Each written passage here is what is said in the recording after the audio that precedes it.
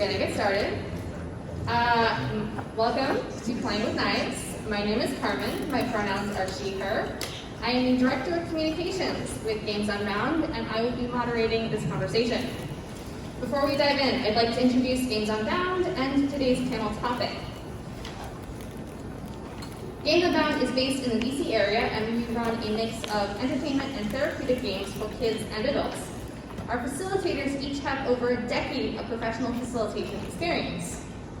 This panel is part of a broader series aimed at discussing specific and sometimes difficult topics, or knives, in TTRPGs.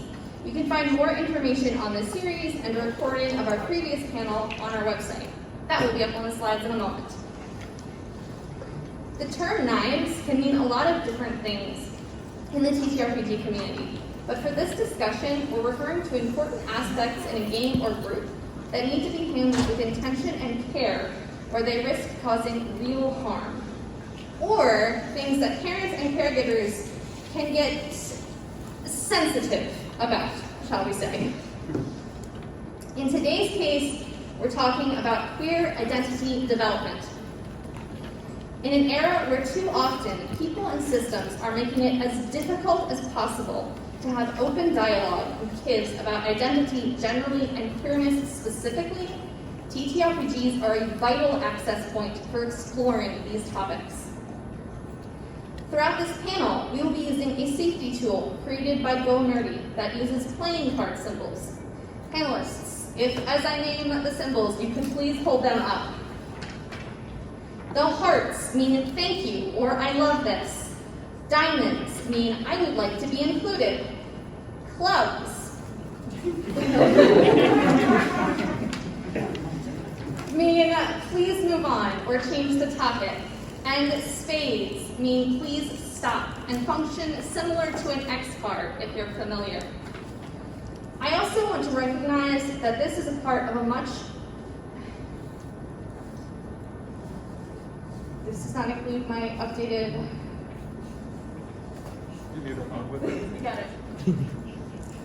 I have it pulled up on my phone. Just make sure it gets back to me. Here. Thank you so much for your patience. All right. I also want to recognize that this is part of a much needed conversation and many voices are still missing. This panel today does not have the lived experience or right to speak for a lot of marginalized communities, and those voices are a key aspect of carrying this conversation forward. If you have a question during the panel, you can submit them online at any time using the QR code that is provided on just about each slide. Or at the end, you'll be able to ask your questions at the mic. And with those introductory details complete, let's move on to the people you came here to listen to. Panelists, beginning right here. Please introduce yourself. Sharing your name, your pronouns, your organization, and without context or explanation, a monster that represents your experience with gender and sexual identity. Hello everybody, my name is Dr. Elizabeth Kilmer. I'm a licensed psychologist and I have run therapeutically applied role-playing game groups with ages 8 through 86 as the Director of Education and Training at Game to Grow. My pronouns are she, her, and the monster without context or explanation is a sphinx. Until Elizabeth started talking, I was about to just skip straight to the monster and not do anything else. I'm Dee Harris. I'm Games Unbound. I am our Director of Operations as well as a game facilitator. My pronouns are they, them, and my monster, without context or explanation, is a ghost. Hi, I'm Juni Ruiz. My pronouns are he, him. I'm a professional dungeon master, but I've worked in public libraries for 18 years in children's and young adult services. And my monster without context is a Hydra. I'm Peter Jung. I use he, him pronouns. I run the website rollforkindness.com. I've been running all kinds of applied RPGs, from therapeutic RPGs to social skills RPGs to educational RPGs, just about any sort of application of RPGs out there. I primarily work with autistics and am autistic, and my monster would be a brain in the jar. I have so many questions. I will not add context. For explanation. Hey, I am Grant Sparks. I use he, they pronouns. I am a therapist and therapeutic dungeon master at Modern Path, the largest LGBTQ-owned, operated, and serving practice in the Southeast. We're based out of Atlanta. The monster that I would choose, I think would be a mind player. These are all very I feel unsafe. These are all very interesting. Hopefully, we will get to have conversations about them later if you are interested. All right, so we are short one panelist who will be arriving at some point. That will be a fun addition to this conversation. But for the moment, we can get started with the topics we have to discuss today. I wanted to get started talking about how TTRPGs create a space where kids can separate their own identity from the identity of the character that they're playing and the exploration that happens in that space.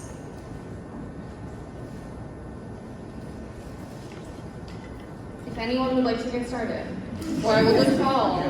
I can get started. So tabletop role-playing games, as I'm sure a lot of you are familiar. How many of you are familiar with tabletop role-playing games? Okay, good.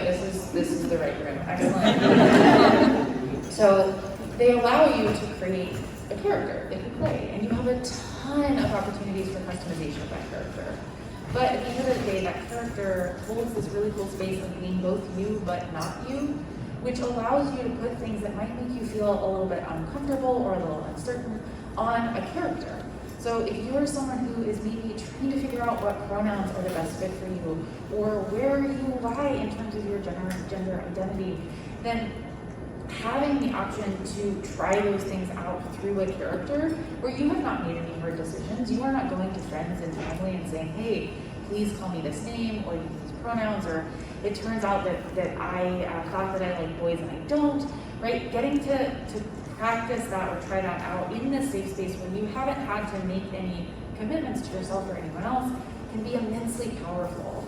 Because the reality is, for a lot of us, figuring out what our gender and sexual identity is not that we wake up one morning and go, oh, it's that. For some people it is, and that's awesome. But for those of us who need a little bit more time and exploration, the real world often expects us to know exactly who we are, how we want to be labeled, without getting to practice those things.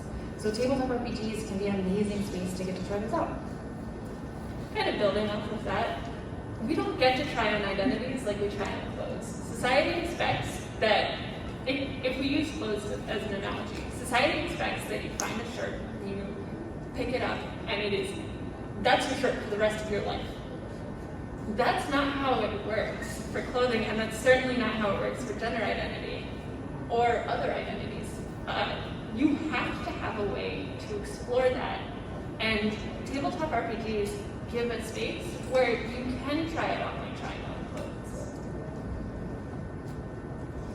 I enjoy the magic of when people discover how other people do things. For me, I know I get a kick out of watching somebody have the realization they can tell a story, their story, come up with a new story, and then somebody else, and normalizing certain things. It's just like, this is how you can do it, and maybe I can try it like this, and learning from each other, even if it's not them having the experience, empathy, and building off of that. That's just coming from where I come from there. I think something I think a lot about with, I do a lot of work with disability. I do a lot of disability advocacy, and I pay a lot of attention to where are the stories of wins? Where are the stories of a happy ending? And you look at a lot of the portrayal in the media of queers, there's either nothing or tragedy or mockery. And I think RPGs can be a good space where you can have a happy ending, where you can have a weird ending, where you can have more complex stories than are being told by dominant culture, who just wants to put the queer experience into a friggin' Hallmark movie sort of thing, or a Disney cameo. You get to have, actual meaningful narratives. I think those can be so powerful in realizing I can have a happy story for myself. I think piggybacking off all of that, TTRPGs make talking about these subjects fun, right? Like, I don't know if you have ever sat across from a 12-year-old and asked them to describe their sexuality to you, but it's very awkward. They do not want to look at, in the words of one of my favorite clients, my crusty, Teletubby-looking therapist, and tell me about their pronouns and how they came to that journey.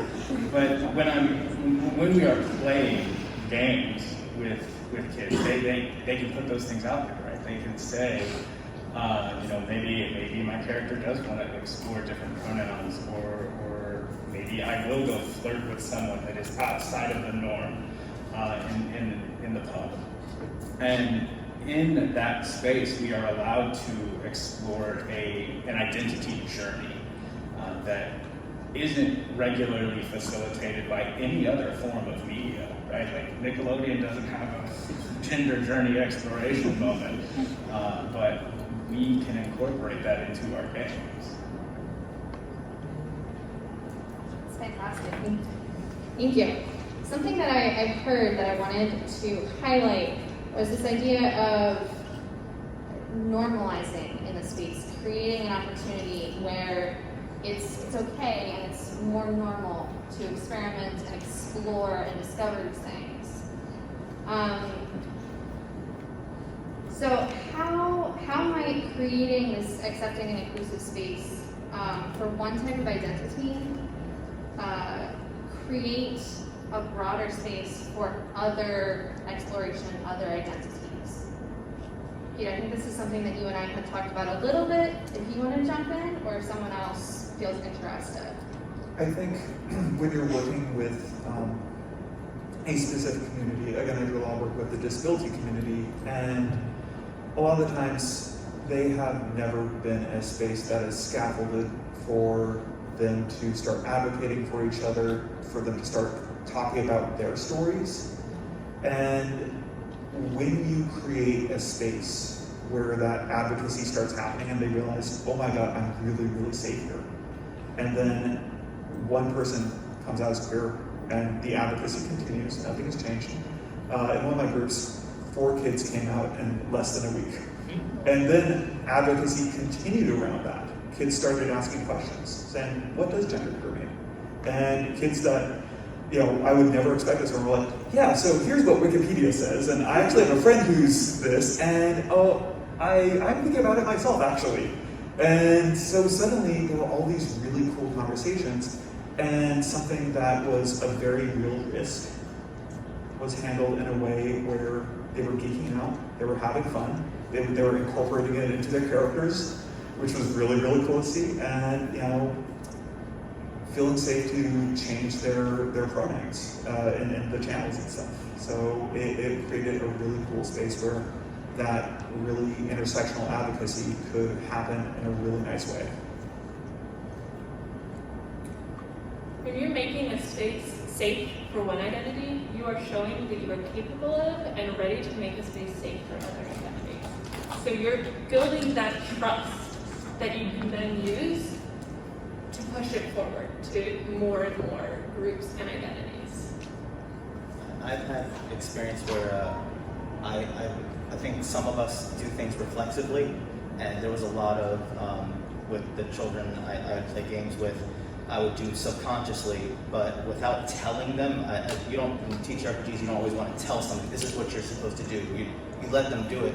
But my games were, my libraries were in urban areas, so there was sometimes people from, had very set mindset sometimes, and if somebody used pronouns that weren't what somebody would have assumed, if there was maybe somebody about to question it, I would normalize and go, cool, that's great, without being disrespectful or just ignoring it and paving over it, respecting everybody at the table, but normalizing the use of pronouns, and then they're like, this is what you do, and it's not weird, and as you said, it creates a space, and it's kind of they all know the spaces, and it just keeps going from there. It's really nice. I think it's important when we talk about how we structure this work to emphasize what intersectionality looks like. No one is just one thing. That's the tricky part about identity. Like if we could all just be the shirt, right, and pick the shirt out, it'd be easy. Because then, if you change your mind, you can put the shirt back and pick a different. But the shirt comes up with a whole outfit that you have to curate on a daily basis to present to people, or just internally. So when we look at intersectionality and inclusivity of that safety of queerness, of gender identity, of sexuality, it opens conversations about disability, about race, about trauma, about all of these other informative aspects of identity that also then inform how we present our gender identity, how we present our sexuality. And I think that is such an important part of the structure when we sit down at a table, because it starts that dialogue. It says, hey, these are things we can talk about, and this is one uncomfortable topic. Like, clearly we can handle it. Now we can handle all these other uncomfortable topics as well. It's fantastic. And something that I'm hearing that I want to highlight is there's a lot of intentionality in doing this kind of work and doing it successfully. I would love to hear a little bit from anyone who has thoughts on like the intentional structures and supports that you have in your active groups with kids right now that are creating this environment. Yeah, I'd love to jump on that one, because I think it's important to acknowledge that TTRPGs don't actually provide this. We do, right? We are I don't know, I'm sure plenty of you have sat down at tables full of people that were not inclusive, and that made you or the people you're playing with feel uncomfortable expressing yourself, even through a character, which is saying something. Like if you're uncomfortable in a character, how can that table be safe? But in that structure, I think it's very important to come from a trauma-informed perspective, specifically talking about gender and sexuality, right? There is a lot of passive and active violence that goes into being a queer person. Having safety tools is probably the biggest thing, right? It allows for your players to understand that at any point we can stop, at any point we can dissect something, we can look at a thing, or just move on and never talk about it again, or move on and talk about it in private. And that, as well as the kind of Socratic experience of asking questions, right? I don't prepare a game for my kids. They prepare their journey for me, right? I ask them the questions about the things they want to explore, the topics they want to look at, and use that to inform the narrative. You know, I have like a 2-page document that they hate filling out, and they're like, "This is awful. Why did you make us do this?" I'm like, "Because I'm an adult."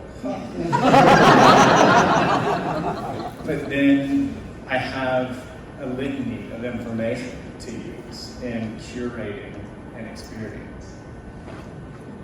I kind of want to hop off on that and kind of point out, at its core, D&D is a war game. It is fundamentally, hey, here's this beautiful, awesome world that has all these cool creatures, and oh, by the way, your character sheet looks like a tax form, and here's all the 12 ways you can murder things. And so, right out of the box, that is not a very queer-friendly, or really anything but war game-friendly environment. And I've had the pleasure of sitting at a number of very straight tables and a lot of very queer tables, And generally, the career tables are like, okay, my character is this giant, like 8-foot tall serpent person, and he is going to be opening this really weird casino, and let's go. Whereas, the straight games have been like, welcome to Game of Thrones season 28. Both are fine. I enjoy both, but there is something that needs to be really said about being really intentional and not perpetuating those wargaming norms that are, kind of at their heart coming from a very heteronormative place. I actually would love to jump on that one because I think that's a very key example that D&D is at its base a war game. Pathfinder, there's a lot of them that are base war games, and ironically enough, that's why I love to use them. Because the world is hostile in similar ways. That hostility is also, there's value in both approaches. There's the game that is inclusive and dismisses and creates a better world. And then there is, this thing has baked into it some of the same problems that we see out here.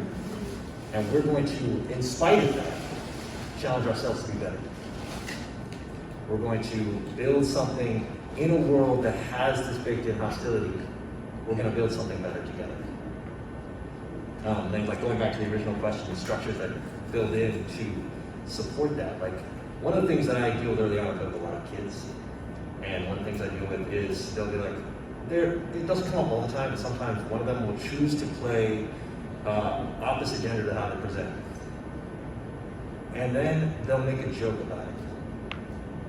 And I don't cut them off because I'm not like, hey, that's not appropriate. I'll say, I don't know about that one. I think you can do better jokes. Punchline needs a little more. They're like, yeah. I don't see where the joke is. They're like, oh. And what I found out later from some of them is some of them were using that to create a shield. They wanted to play opposite gender for the reasons of exploring opposite gender. But they wanted to use that joke to give them plausible deniability. So by having me as the facilitator step in and go, we're just not going to make that joke. It sort of removed the need for some of the plausible deniability and said, no, this is just a thing you can do. It normalizes this. It's just a thing that happens. And then also by very intentionally including those characters in the world that the players see. They see trans characters. They see non-binary characters. They see characters of all genders and all sexual orientations. And it's not, hey, look at this trans person. See how trans they are? It's just, oh yeah, the barkeep's trans. So, oh, okay. If you don't make it a thing, it's not a thing. Kids, you see that in a lot of places. Kids don't have this stuff naturally. We have to teach them to do these things. So we can teach them the wrong way, or we can teach them the right way. I want to jump in here and build off of what Sam, you gave such an excellent example of setting a boundary, and setting a boundary in a way that didn't say like, you don't need to be at my table, or you suck, or you're the worst, but really creating an opportunity to set a boundary as well as kind of explore where this might be coming from and whether or not it's appropriate at the table. And that I feel like tied in so nicely to what Brant was talking about and made me really think about, I think one of the biggest tools that I use at my table to create safety is actually boundaries. So safety tools are really important. And when we think about safety tools, we're often talking about like specific structures, and those are amazing. But some of what we're talking about when we're thinking about creating safety is thinking about what is appropriate for my table and what is going to be safe for my table. Especially when we're thinking about parents of adolescents and we talk about exploring things like gender and sexuality, sometimes parents immediately jump to, that means there's going to be sexually explicit content in your games. And that's not true. But that can be, when we're thinking about creating safe space to explore gender and sexuality, it's also important to have an understanding of what is going to be appropriate content in my games and what is not. And making sure that your participants know what is going to be appropriate and safe content and what is not. Because if you are trying to explore your own identity and other people at the table are also trying to explore that identity, but in ways that may have a content rating above what you were comfortable with, that may in turn make you feel less comfortable.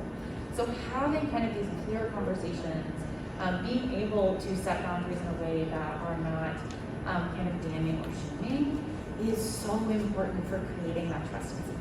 Because if you are the GM, your players are trusting you to set boundaries because you are inherently the leader of that table. I would like to answer this one as well. So Peter said something a while back that I have lost the exact words on, but it was basically not perpetuating the harms that came before. And for me, I started playing D&D in a room of about 40 boys. And I had a lot of grown-ups in my life being like, oh, look at the calming influence. Aren't they so great? Minus, the pronouns there. And it built this expectation, without telling me directly, this is what you're supposed to be, it built this expectation of what I was supposed to be. To the point that when I started exploring my gender, I was worried that I shouldn't be non-binary because I would be failing to be this role model that I was. So it's important to, as a DM going into these groups, make sure you're checking what your expectations of your kids are and that you're not putting these unfair burdens on them of what they're supposed to be. I just wanted to, I don't know if anybody's got, we love safety tools. I always say that I want to be as flexible as possible with safety tools because there's going to be a system like this works for everybody, but there'll also be maybe somebody that's not good with that one. I've definitely had an X card system, and then it wasn't until after a session someone came and they wanted to know if it was okay if they described their character differently, and it would have been fine. There was absolutely no issue, but they thought they were kind of being a little extra with it, and they felt they didn't want to be the one to hold up something, to slow the game down, to call attention to themselves. So letting them know this is it. No, there's this. We can debrief afterwards. You can let me know in a message. You can pass me a note. Whatever you got to do. But giving them as many avenues as possible to get information to you, so you can prevent something from happening or allowing them to explore something they want to explore. Safety tools are great, but only if you help the group figure out how to use them in a way that works for that group. I want to kind of hit on something I keep on hearing is the real importance and really kind of sacred responsibility of the GM as setting norms, as being a role model, and I think normalizing the response to a kid saying, hey, I want to change the pronouns, or I want to do this, I want to do that.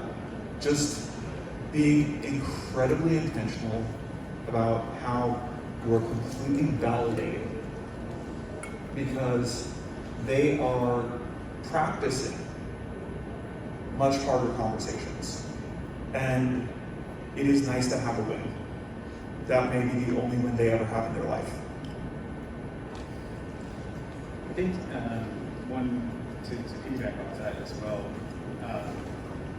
that responsibility in groups with kids, especially therapeutic groups, applied groups, is that responsibility isn't just for the group, right? It is for the parents.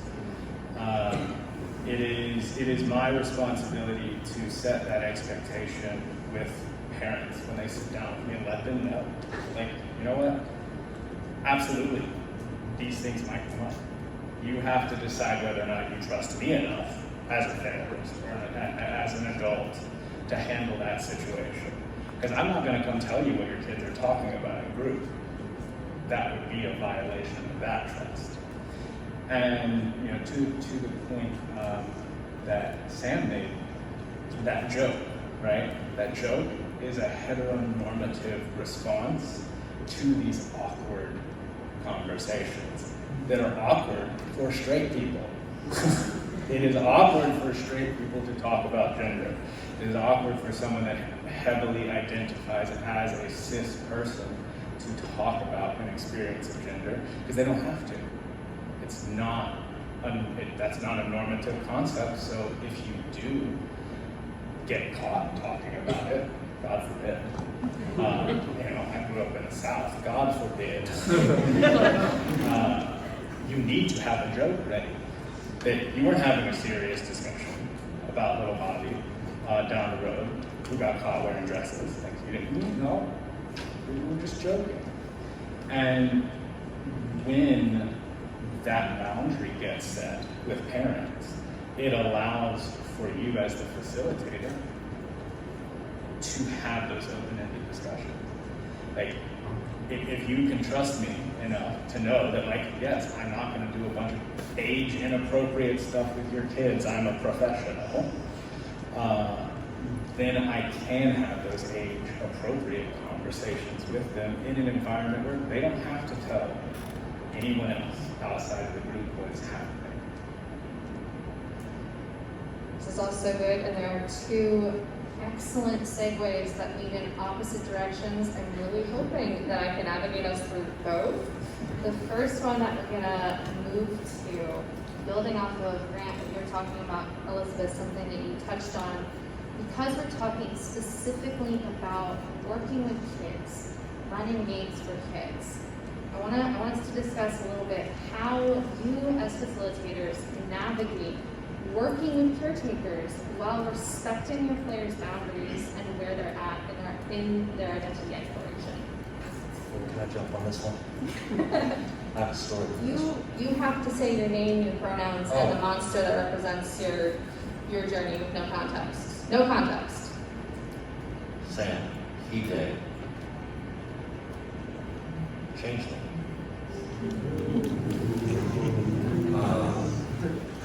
We all lost. It wasn't a contest until now. I mean, technically it's like anyway, so Is anything monster?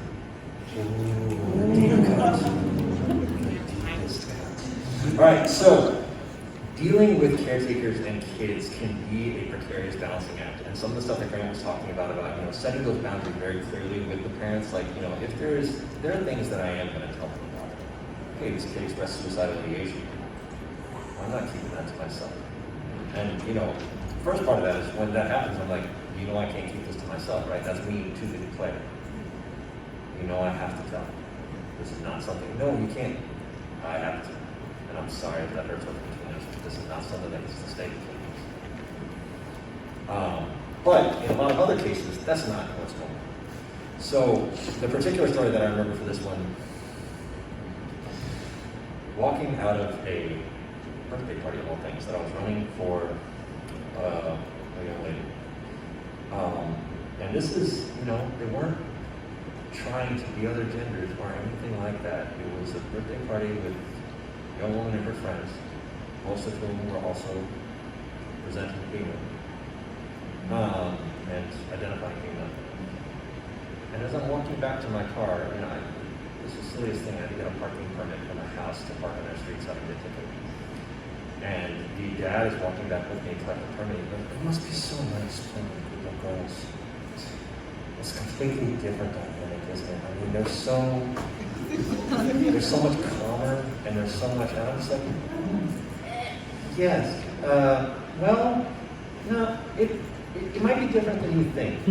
I don't exactly directly contest, but I'll never affirm what they're saying either. Meanwhile, coming out of the party where, like, I literally asked them for feedback at the end, and the birthday girl herself was like, so you had my assassin, like, in one of these fights make some really precise cuts. I was like, could you go more into detail on those next time? Like, I really want to hear, like, how I'm snapping tendons and whatnot. Like, yes, so much less violent and calm and peaceful. Because she's quick and deadly? The most violent group I ever played with was a group of 13-year-old girls, and the least violent group I ever played with was a group of 45-year-old male veteran. But yeah, it gets to be that way, where like between the caretakers have these views. And in some cases it's a process. With that parent, it was a process of working through, like, at that point it was just, well, it might be different than you think. And then a few other times they meant to see some of them and they're like, oh, that's how I thought that would go. And so we're like, well, yeah, we don't get surprised. Meanwhile, me excited. Like, you were really kind of getting bound on the script. Oh yeah, she asked for that. She did. Yeah. It's one of her favorite parts, she said. Huh.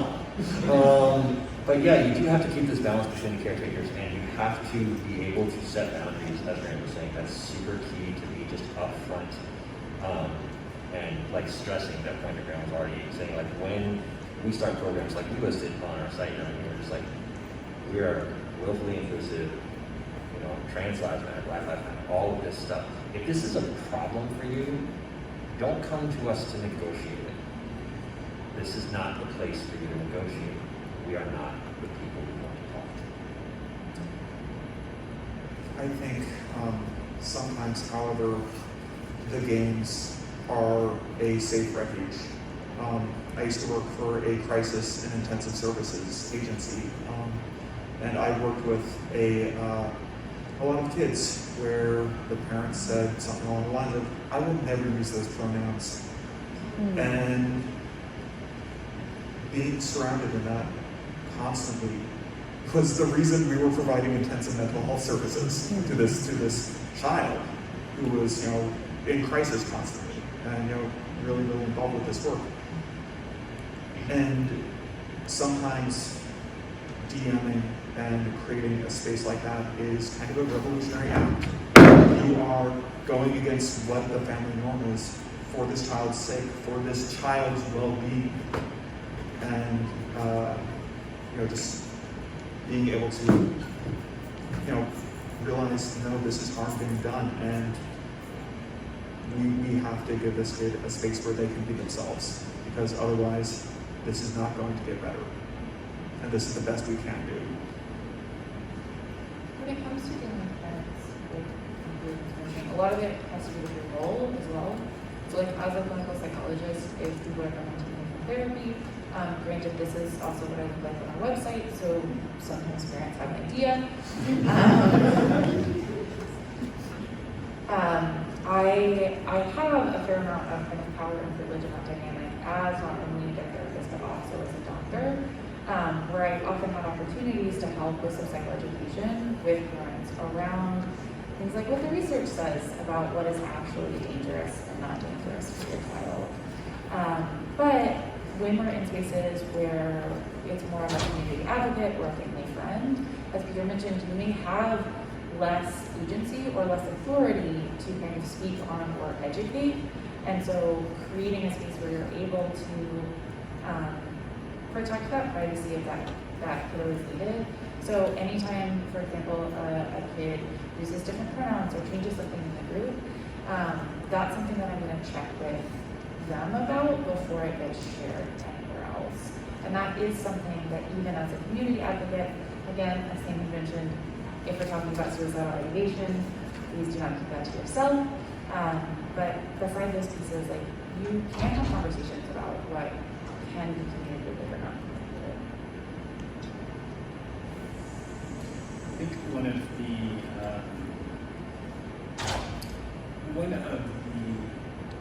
fundamental pieces of establishing trust with a caretaker or parent is being frank with them. I often, when I do intakes for kids that are coming into my groups, I will have like a 5 or 10 minute spot in the first session, maybe first couple of sessions, where I talk to the parent about the kid present. You generally know what you're signing up for me to, right? Like, very clear. Practice is very clear. We don't hide that. But talking to a parent about that psychoeducation piece, about like, okay, it may be uncomfortable for you to have this conversation with your kid, but also this conversation might save their life. There is such a substantial statistic for queer kids trying to hurt themselves that if you don't have these conversations, that it just facilitates that. It continues to reinforce those norms that are oppressive, that are painful, that are the reason why we make jokes and laugh and dodge those topics. And when we have built the structure of a group where you can say to a parent, okay, yes, this thing happened. I might send an email out if we have a deep session, like maybe check on your kid and see how they're doing after this session, because big stuff came out. But be prepared to have an uncomfortable conversation, and don't just clam up with it. Don't put your perspective onto it, just let them exist. A lot of the general things I would have said have been excellently covered by the other panelists, but one thing which I specifically will do is, it is exhausting to constantly correct people about your pronouns.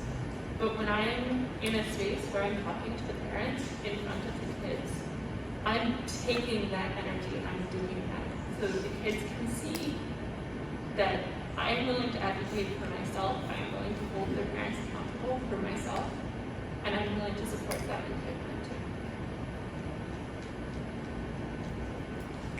I will admit there's kind of a shadow side to all this too, which is that there have been situations definitely in the past where what I'm doing in group, kind of relating to what Peter said, is I'm giving them a space to be and exist and hang on until they are at a place where they're ready to take on that struggle.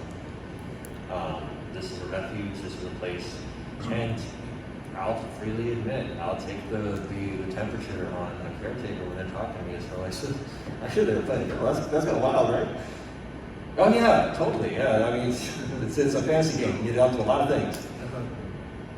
I'm not having a conversation with them, for one, because it's not my conversation to have. But for two, because I'm taking the temperature on them and going, I see what you're looking for from me. And you're trying to test. And in order to maintain this refuge for your kid, I'll play the game a little bit. And I'm not telling you anything that isn't true. But at the same time, I'm not going to tell you what you want me to say about them.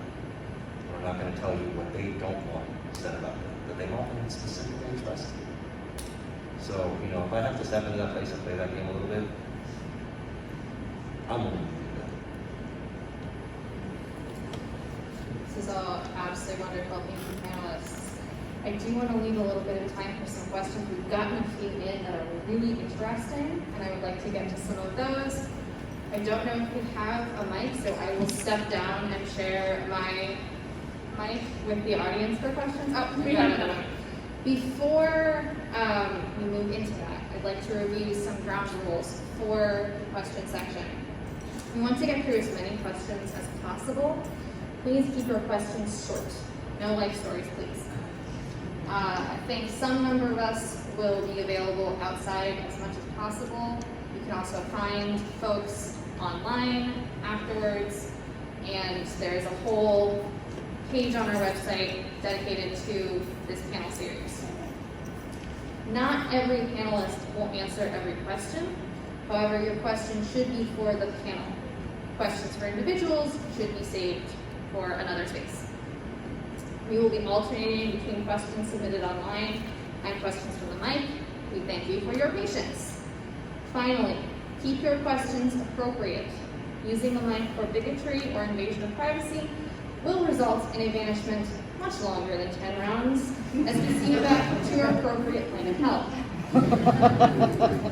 All right, I will shift myself to the questions that I almost had prepared, but there was one specifically that I was looking at. Should we let people line up too? Yeah, folks should line up if they want to ask a question in the group. Yeah. I think there's a mic somewhere. Yeah, so there's a right in the center. Okay, we got one.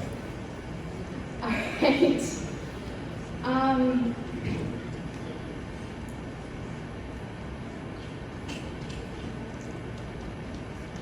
So can we talk about ages of children? Ages that it is relevant, that you deem RPGs are relevant and safe for children. Just in general?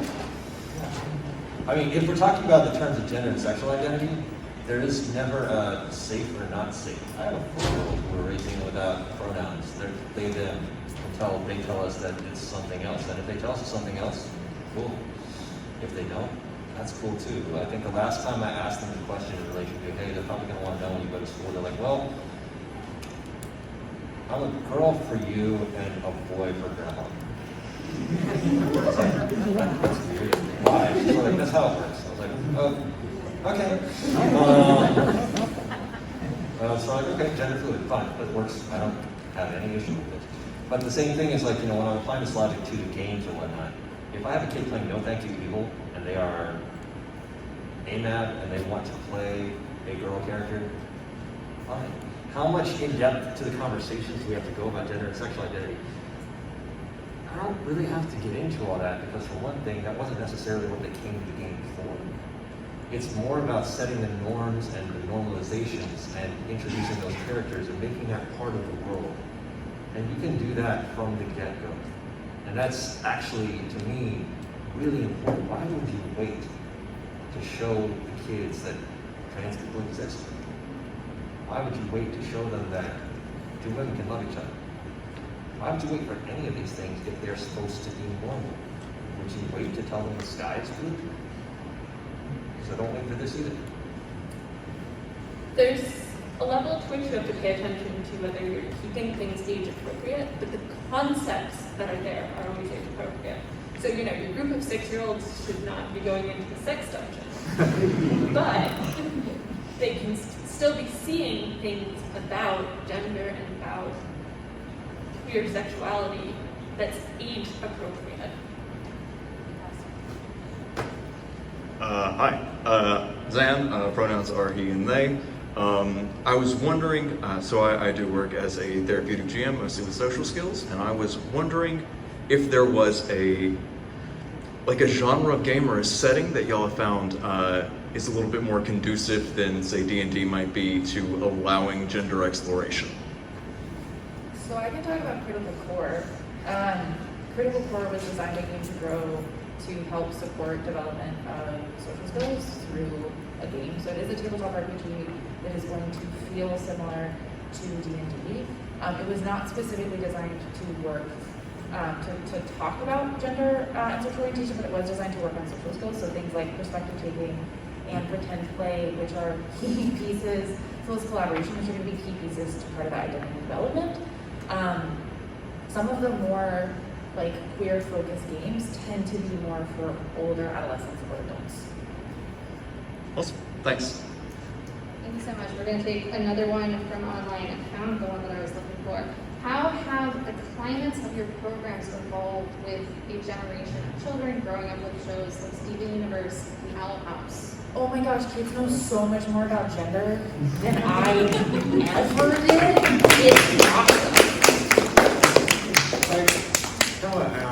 It's not just, the kids being exposed to this, it's the GMs being exposed to this. I tell everyone that playing Undertale, almost overnight, my games changed from being boring dungeon crawls to quiz shows and weird everything.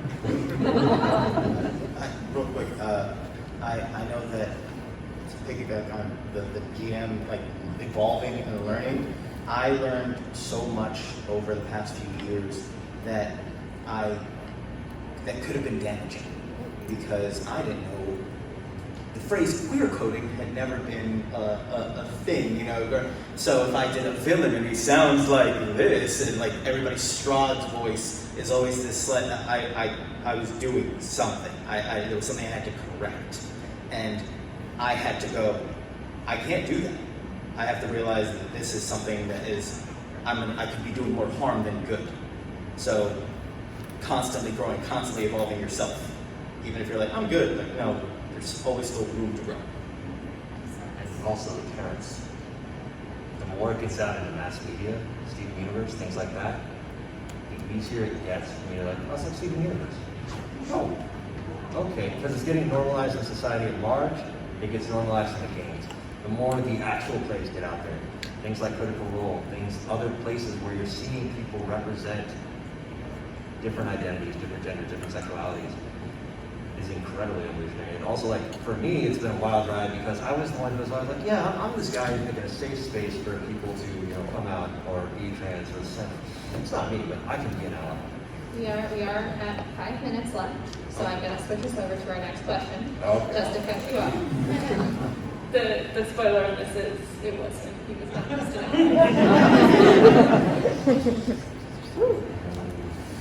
Hi, my name is Diana. My pronouns are she, her. I'm a school counselor, and I'm wondering if any of you have utilized gender support plans in your practice, in your groups, and if you have, what was your experience? Are they helpful or harmful? And if not, what are your thoughts? Bless you. I think they can be helpful, they can be harmful. A lot of times, what it comes down to is intention. So being in an environment where oftentimes any paperwork is used for oppression, not advocacy. Like, don't go to the South, it's not safe. I often avoid putting anything that I have to on paper unless I absolutely have to. Because then there's an expert that has said this thing, and that can be used in God knows how many different ways. One of the things that I find is significantly more supportive is helping to write like a 504 or an IEP or an advocacy letter for a kid at school with very neutral language that will provide the support that they need. Thank you. Something that we didn't get into a whole lot is talking about navigating when something goes wrong. But one of the questions that we got is relating to how you deal with the breach of trust. So quickly, we can touch on sort of navigating that kind of, if it's a slip or if something goes wrong, reorienting to maintain the safe environment. Is the breach of trust like an art part? The breach of trust in the question posed is within the group. So like someone in the group has, for example, express something outside of the group that was maybe meant to stay within the group. Right.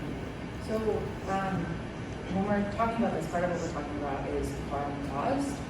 And so, especially if it's something that is unintentional, we want to have an understanding of the individual's impact or their intent, right? I didn't mean to, it was an accident, as well as the impact of that. And so when we're thinking about repairing trust, it's really important to have accountability and acknowledgement that can help us do that. Because part of what that accountability does is says, hey, we're all on the same page. If there's a lack of accountability, that person who's constantly told like, oh, well, they didn't mean to, so it's not a big deal, they're gonna start to feel like their needs don't matter and that they're being unreasonable. So we don't want anyone to be there. So holding on to and acknowledging the intent as well as creating space for accountability to impact is very important. And it's important to acknowledge that while fixing the breach of trust doesn't necessarily mean this, sometimes it can't be fixed by keeping them in the same room. Sometimes what you have to do is separate them. And you have to make sure that you handle that in a way that they're not necessarily getting in trouble over this, but that they're both getting placed into a space where they're safe and can process it without the other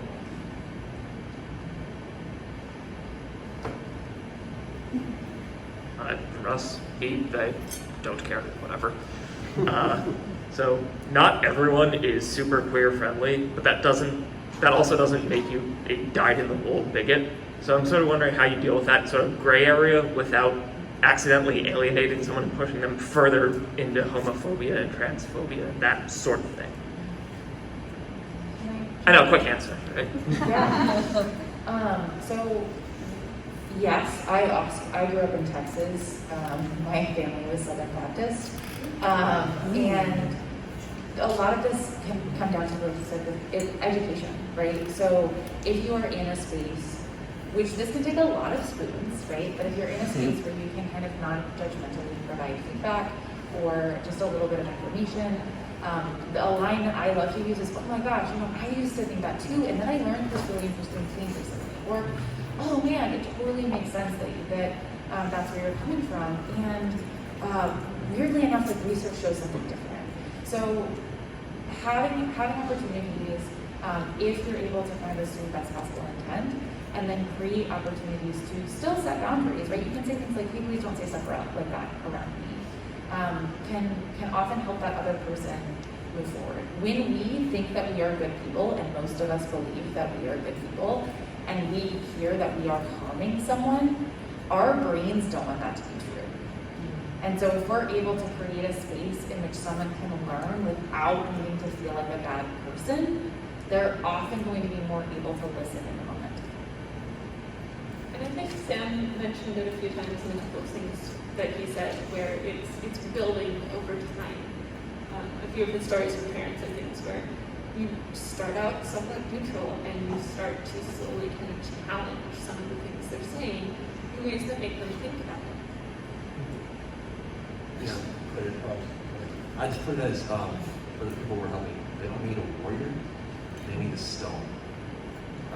It's less about putting up my dukes and going back for them and like hammering on anyone who might express something vaguely. It's about being unmovable in what I support and how I support them, so that if they're like, oh come on, you don't really believe that? Yes, I do. And that's it. It's a matter of fact. That's how you push that current. I just think it's worth acknowledging that the concept of homophobia, transphobia, these aren't fixed structures, right? They are a part of our infrastructure as a society. If it's not heteronormative, it is wrong until you start educating yourself. And so that kindness, that empathy in education, I think is often a lot of people's first steps into exploring what it means to have a more expansive understanding of gender, of sexual identity, things like that. Thank you. With the last couple of minutes that we have left, we're going to take this one last question that we have here. Thank you all so much for the questions that you submitted that we were not able to answer. I will be sharing them with our panelists so that they can potentially talk about them at length on whatever platforms they feel led to. And if you enjoyed this panel and this conversation, which I certainly did, please complete the PAX programming survey. Tell PAX that you liked it, that you want more of it, because we would really love to do this again. And your question? My name is Anthony. My pronouns are he, they. I'm a licensed psychotherapist, mostly doing EMDR therapy with the adult population. But I'm interested in getting my nerd side involved into my professional side. What are some resources you might suggest for somebody who's looking to offer? So Unilever provides trainings. We also have a book that's coming out April 5th. It is a manual for therapeutically applied role-playing games. It's being published by Routledge. If you go to the PAX Together intersection, we have a booth there. You can scan a QR code. The book is really good, but also we have trainings. Thank you. All right, thank you. Thank you all.